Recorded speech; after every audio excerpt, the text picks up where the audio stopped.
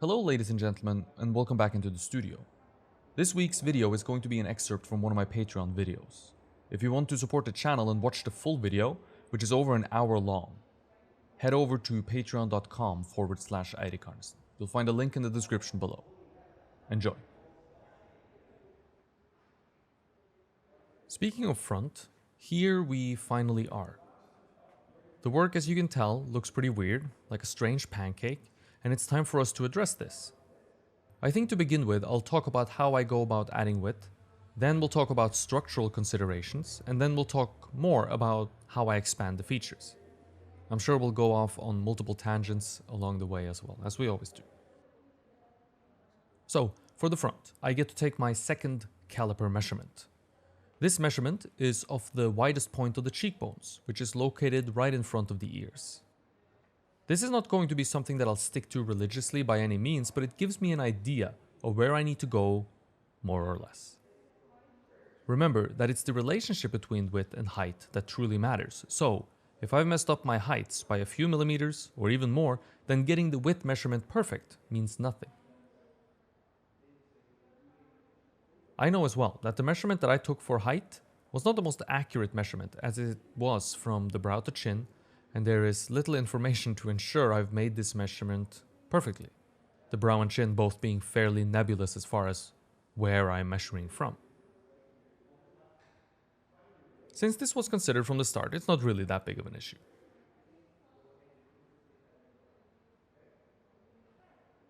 One measurement of width is all I'm going to need, as all I need is something, one measurement, to relate other widths to. It helps to have a vague target to go for, which is why I measure, even though I know it's going to be an inaccurate measurement. I also double check my height measurements again at this point, just to make sure I'm still somewhat within reasonable standards, which I am, and that also means that I can work with my width measurement with a little bit more confidence, knowing that it's in the ballpark. It's not going to be too far off. Though I wasn't going to talk about structure here just yet, I need to mention the next step, as it is important when building out widths, and it has to do with structure. And this next step is the center line. Right now, I need to clarify my center line. Though it is not really true, as things can change, this is clay after all, but when I draw the center line, this is when I make my final decision, pretty much in regards to how I want the tilt of my head to be. Ideally, this consideration has been made before we get to this place, and it had been made by me before we got to this place, of course, as we needed to have profiles to function well together when building them, so it's good to make this consideration before we get here, but this is kind of the final fork in the road, in my estimation. After this center line has been re-established and we begin adding widths using it, changing the tilt is going to become difficult.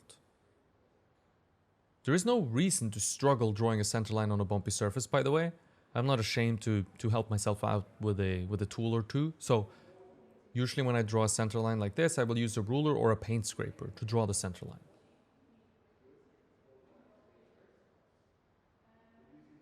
In order for the center line to do its job, it needs to be fairly straight.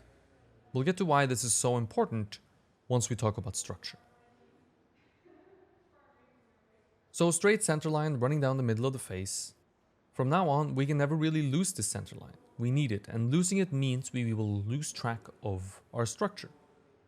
So keep the center line visible at all times and try to avoid covering it up with clay. Now we can begin to add widths. I want to be careful though, because I spent a lot of time and took great care of my drawing from the two profile views, or at least I think I did. I don't want to lose any of that or compromise it in any way. So I'm going to approach my widths slowly. I have a fairly well developed strategy for how to approach this. It all starts with 4 points, which relates to the skull structure underneath the surface. These 4 points are in order from back to front. The widest point of the cranium, the widest point of the cheekbones, the widest point of the jaw, and the outer bottom edges of the frontal bone. These 4 points can pretty easily be connected by edges of clay like this. So these 4 points are going to make up the framework of my skull. You could add more points, of course. Perhaps the width of the chin would be a good one to add. Perhaps there are other ones that are useful as well. I find that these 4s are really good and help provide me with the framework of the head, which I can then connect other forms to. It's important that the building of widths on these 4 points take place in a controlled manner. For me, this means they need to grow a little bit at a time, and they need to grow with the correct width relationship to each other, so they need to grow together. As an example, I will never let the cranium become narrower than the cheekbones, and I'll never let the jaw become wider than the cheekbones. The cranium is widest and will stay that way always. The cheekbones are second widest, and the jaw third, and the outer bottom edges of the frontal bone the narrowest among the 4. This relationship I attempt to maintain throughout the entire building on the widths. Frankly, I should attempt to maintain this relationship from the very beginning of my sculpture. In addition to the relationship in width between these 4 points, I try to pay attention to the angular relationship they have between each other. This is going to be individual from person to person, so there's no formula to follow here. In order to observe it and make decisions about it, I will simply hold my tool up and connect the points together. Connecting the points will force the tool to be held at an angle, of course, and then I'll bring the tool over to my sculpture and compare the angle found on my model to the angle I find on my sculpture. Sometimes you can't get this angle completely right in the beginning because there's simply not enough width to accommodate this angle. But I begin heading in that direction, at least, in the correct direction, right when I begin building widths.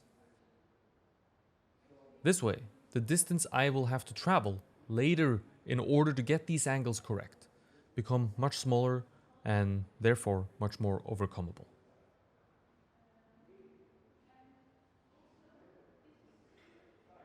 Thank you for watching. I hope you enjoyed the video, and if you did, consider liking it and subscribing to the channel for more videos. I put out a new video every Thursday, so stay tuned for next week. If you want to support the channel, watch the full 1-hour video, which this is an excerpt from, filled to the brim with instruction and in-detail descriptions of what is going on. Visit the link to my Patreon page in the description below of the video to learn how. Until then, stay creative, and I hope to see you in the next one.